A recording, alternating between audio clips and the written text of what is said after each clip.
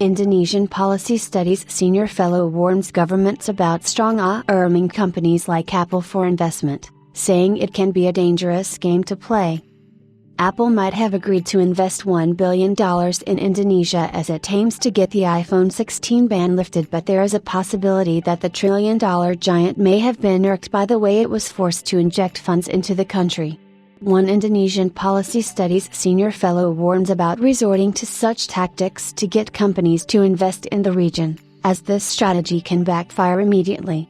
New report says that other countries are rolling out the red carpet for Apple as it plans to construct factories to reduce dependency on China, while Indonesia is playing hardball with the Trump administration bringing down the ban hammer on China. Apple's supply chain will be disrupted severely, forcing the California-based giant to begin the construction of facilities in other countries, such as India and Vietnam, to offset future setbacks.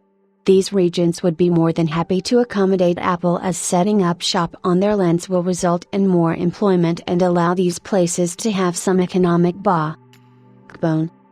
Indonesia has a different tactic in mind, as it rejected Apple's $10 million and $100 million investment offers and refused to budge until that dollar amount was raised. The government tried an intimidation approach, and it would not lift the iPhone 16 ban until more funds were injected. Given that Apple shipped a measly 2.9 million iPhones in Indonesia last year, this market barely has any significance, and the technology giant could have simply said no and allowed the iPhone 16 ban to remain in place. Then again, we doubt that it is the iPhone 16 ban threat that forced the company to raise that investment amount to $1 billion. As reported by Bloomberg, Krishna Gupta, a senior fellow at the Center for Indonesian Policy Studies, warns that it is not the best time to play hardball because such opportunities come once a blue moon. Indonesia's investment minister Rosan Roslan has stated that he wants to see fairness, such as job creation, and that the most important aspect is that the global value chain moves with them. Then again, Indonesia should tread carefully, as it has witnessed its fair share of setbacks, with several of its footwear and textile factories closing down this year, laying off people in the hundreds.